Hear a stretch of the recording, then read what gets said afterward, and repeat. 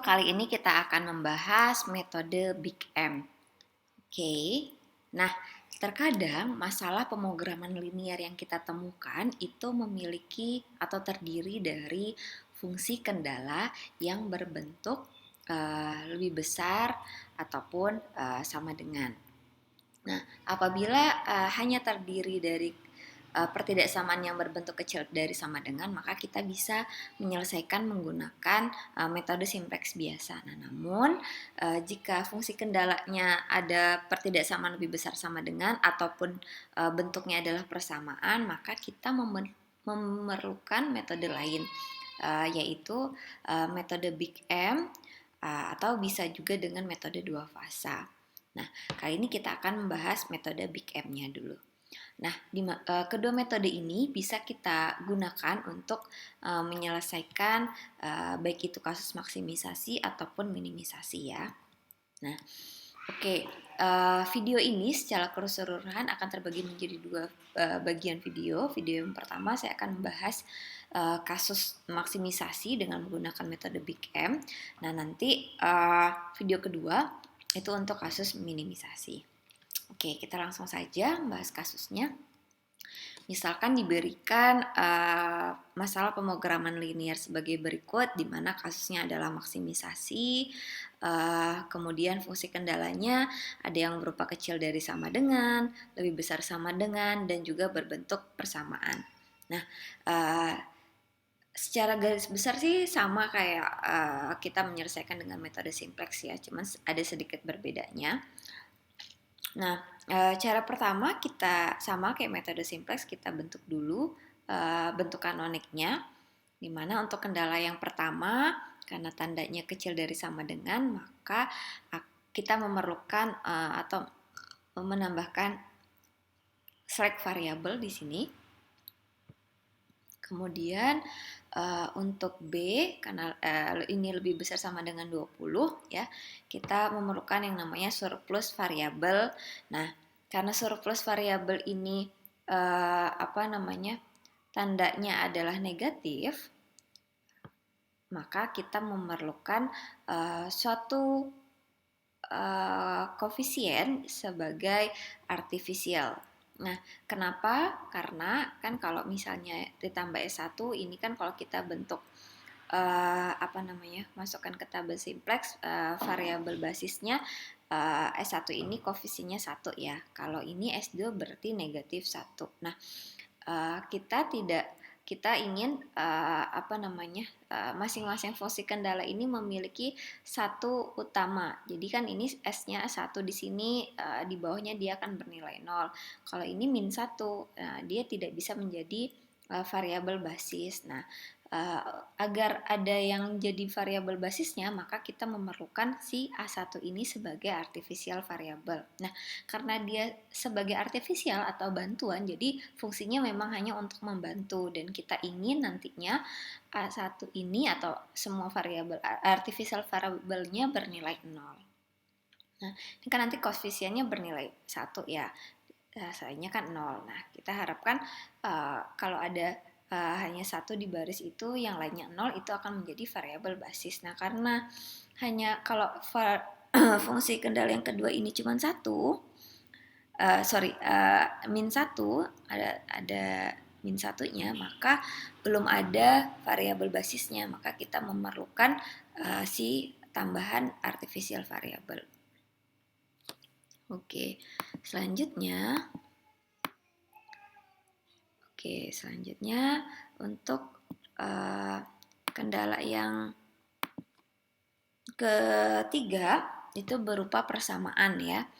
Nah, untuk persamaan seperti sudah pernah dijelaskan juga bahwa kita perlu menambahkan artificial variable juga.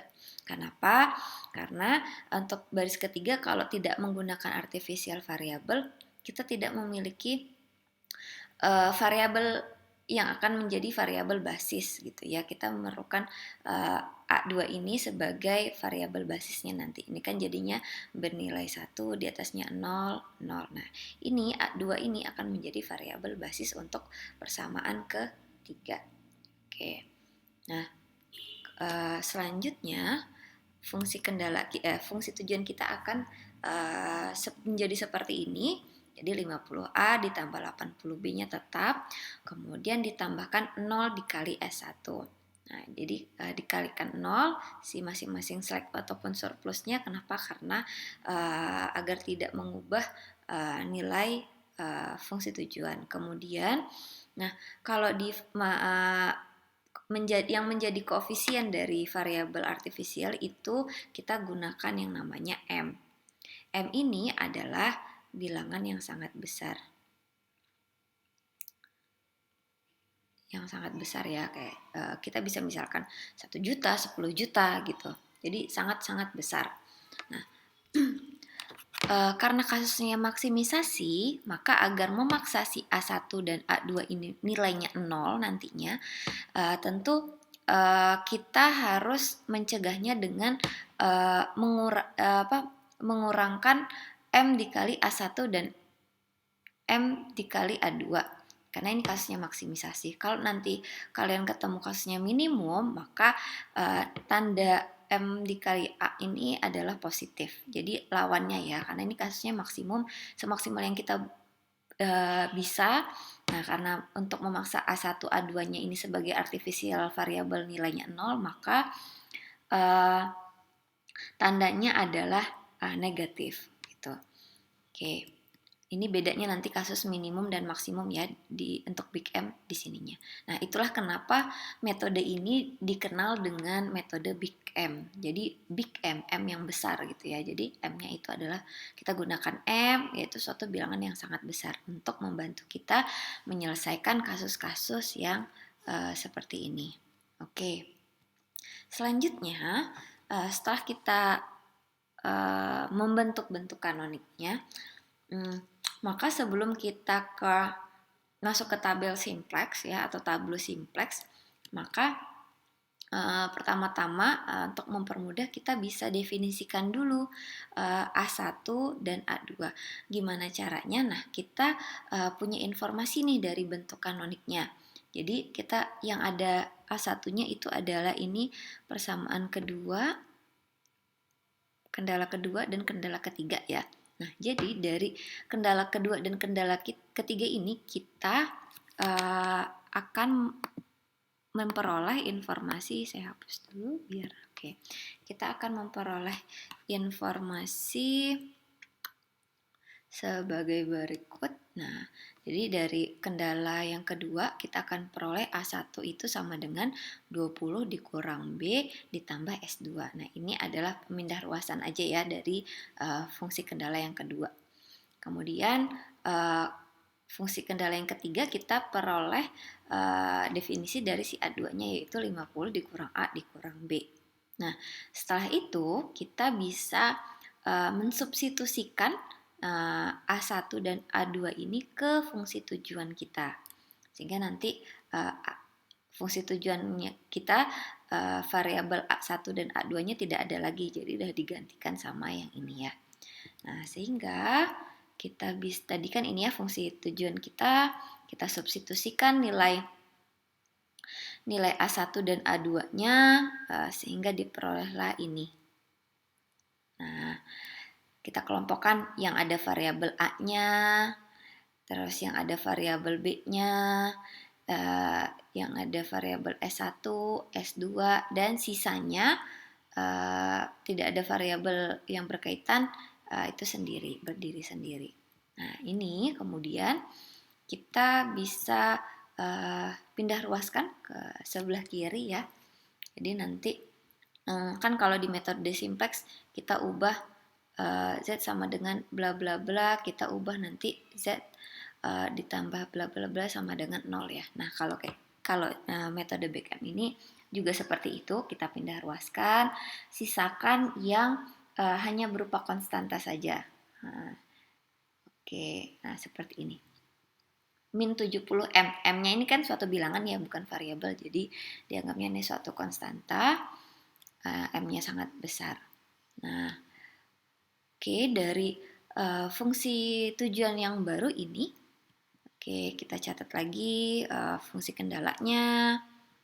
Oke, jadi ingat ya, M itu adalah bilangan yang sangat besar. Nah, kita akan membuat tabel simplex atau menginputkan informasi yang kita punya ini ke dalam ke dalam tabel simplexnya, sehingga jadilah seperti ini. Nah, variabelnya itu kan kalau kalian bingung ini kan ada Z, A, B, S1, S2, A1 dan A2.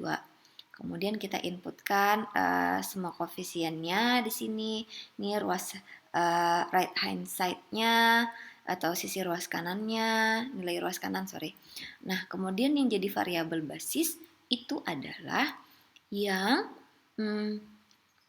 yang memiliki satu utama ya di kolomnya. Jadi kalau untuk kalau untuk yang di sini kenapa Z? Karena Z ini hanya satu utamanya ini milik si variabel Z. Kalau di sini nggak ada, berarti A bukan variabel basis kita. Di sini B juga tidak ada bentuknya yang seperti ini ya, hanya satu, yang lainnya 0, nggak ada, maka dia bukan variabel basis. Nah, untuk S1 ada nih dia bentuknya 1, selainnya 0, maka S1 ini kita letakkan sebagai variabel basis kita. Nah, selanjutnya untuk S2 tidak ada A1. Nah, ini ada. Jadi makanya variabel basisnya adalah A1, kemudian di sini itu ada A2 karena yang lainnya 0, maka variabel basisnya A2. Kayaknya variabel basis itu tidak semua variabel ya menjadi variabel basis. Jadi hanya yang memiliki satu utama saja. Nah, jadi di sini kasus kita yang jadi variabel basisnya itu adalah S1, A1 dan A2. Oke. Nah, ini nanti dengan berjalannya iterasi, maka diharapkan nanti ini akan berubah ya. Harapannya sih A1 dan A2-nya jadi 0. Oke. Nah, dari tabel iterasi 0 ini apakah sudah optimal gitu ya? Nah, tentunya belum. Kenapa? Karena ingat, untuk kasus maksimisasi itu kita cek apakah masih ada nilai yang negatif. Nah, kalau kita lihat pada kolom yang ada nih ya, data yang ada, masih ada nih nilai yang negatif karena masih ada Z pada ini ya, yang kotak ini ya, dari A sampai A2 masih ada yang negatif. Karena masih ada yang negatif, maka kita perlu lanjut ke iterasi selanjutnya. Nah, kalau misalnya kita pengen tahu nih pada iterasi 0, apa sih kesimpulan yang bisa kita ambil gitu? Nah, dari sini informasi yang kita bisa ambil bahwa A1 di sini belum ada, jadi A-nya bernilai 0. B-nya juga belum ada, berarti B-nya bernilai 0. Z-nya berapa? Oh, Z-nya ini, min 70M. Gitu ya. Kemudian S1-nya kita bisa lihat adalah 40. S2-nya 0 karena nggak ada di sini, A1-nya itu 20, A2-nya 50. Nah, kalau misalnya ragu gitu ya, jadi setiap akhir iterasi kalian bisa cek dengan coba mensubstitusikannya ke model. Apakah sama atau enggak gitu ya, atau sinkron atau enggak ruas kiri dan ruas kanannya. Nah, ini ada 0, A-nya kita masukin ke sini aja, A-nya 0, B-nya 0, 0 ditambah A2-nya di sini 50. Oh ya, sesuai. Nah, gitu. Coba-cobain aja. Oke, karena masih berlanjut, maka kita buat iterasi selanjutnya dengan cara menentukan kolom pivot ya, yaitu negatif terbesar pada baris Z. Ini untuk kasus maksimisasi. Nah, kalau kita perhatikan yang paling besar, ini kan negatif juga ya. Nah, mana yang paling besar? Nah, kita lihat mereka sama-sama negatif. Dan M ini adalah bilangan yang sangat besar. Kita misalkan aja 1 juta gitu ya. Maka pasti 2 kali M ini yang lebih besar ya. Tambah negatif ya berarti sangat kecil gitu. Nah, kalau sebenarnya penjumlahan konstanta ini nggak terlalu diperhatikan lah, jadi cukup lihat koefisien di depan M-nya aja. Kecuali sama-sama M, maka kita bisa lihat konstanta setelahnya. Maka kita punya yang kolom B itu menjadi kolom pivot kita ya. Selanjutnya, setelah menentukan kolom pivot, maka kita memerlukan yang namanya baris pivot. Nah, untuk menentukan baris pivot, kita perlu mencari nilai indeks. Nah, nilai indeksnya itu diperoleh dari nilai ruas kanan atau RHS dibagi dengan entry pada kolom pivot kita. Sehingga indeks kita peroleh yaitu ini 40 dibagi 0 ya.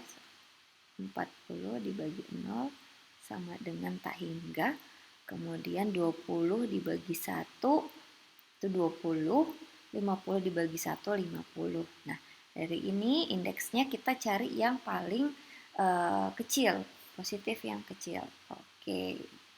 Kita perolehlah A1 yang menjadi baris pivot kita. Selanjutnya, berarti kita sudah punya angka pivot, yaitu pertemuan dari kolom dan juga baris pivot, yaitu 1. Jadi, 1 ini akan kita ubah menjadi 1, kebetulan udah 1 ya. Dan selainnya pada kolom pivot ini, kita akan ubah menjadi 0 dengan menggunakan operasi baris elementer. Oke, saya misalkan ini baris 0, baris 1, baris 2, baris 3. Oke, nah pertama tentunya baris 2 ya. Baris 2 ini karena udah 1 maka ya nggak kita ubah, tetap seperti semula. Kemudian kita akan ubah baris ke satunya yang baru. Ini dulu kenapa? Karena udah 0 ya, jadi nggak usah kita ubah juga. Terus baris ketiganya, nah karena ini koefisiennya 1, jadi baris 3 dikurang baris 2 yang baru gitu ya. Baris 2 yang baru udah 1, biar 0, 1 kurang 1 jadinya 0 ya. Oke, seperti ini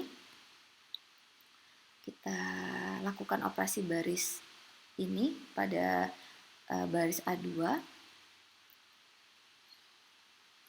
Kemudian oh ya jangan lupa A1-nya itu kan menjadi living variable, ini menjadi entering variable. So ini jadi ditukar, mengganti, jadi A1-nya digantikan oleh si B gitu ya, makanya ini jangan lupa diganti. Kemudian B0-nya, nah seperti ini, agar jadi 0 ya, tinggal B0 ditambah 2M plus 80 kali B2 aksen. Jadi patokan kita adalah si B2 yang baru. Sudah jadi 0. Nah, selanjutnya kita akan cek apakah sudah optimal. Nah, saat kita perhatikan masih ada di baris Z dari A sampai A2 ini yang nilainya masih negatif. Ada 2 ya, ini dan S2. Tuh. Karena masih ada yang negatif. Oke, berarti kita lanjut ke langkah selanjutnya. Iterasi kedua. Nah, kita akan ambil S2 sebagai kolom pivot. Kenapa? Karena dia lebih negatif dibanding ini ya. Oke, selanjutnya kita akan menentukan baris pivot dengan cara mencari mengisi kolom indeksnya. Oke, S2-nya kan ini ya. Jadi 40 dibagi 0 tak hingga, 20 dibagi min 1 non karena tidak termasuk dalam hitungan karena kita ingin carinya yang positif. Kemudian 30 dibagi 1, 30. Maka baris pivot kita adalah A2. Selanjutnya, jadi nanti A2 digantikan oleh S2. Oke. Nah, kolom angka pivotnya itu adalah 1. Kebetulan sudah 1, kita berarti ubah di baris lainnya. Jadi baris ketiga tidak perlu kita ubah, baris kedua perlu kita ubah ya. Nah, jadi seperti ini. B2 ditambah baris ketiga yang baru Kemudian B1 aksennya sama dengan B1. Kenapa? Karena udah 0, nggak perlu kita ganti. Terus B0-nya, B0 yang baru kita akan ubah menjadi seperti ini. Oke, karena ini ya, biar hilang sama atau biar sama dengan 0. Jadi harus, karena ini negatif, harus ditambahkan yang dengan dirinya sendiri. Lawannya ya, oke. Sudah semua. Kemudian nah, kita akan cek sudah optimal atau belum. Nah, sudah ya, kenapa? Karena tidak ada lagi yang negatif di baris Z, maka ini sudah optimal, tidak ada lagi yang negatif. Nah, dari sini kita bisa dapat informasi bahwa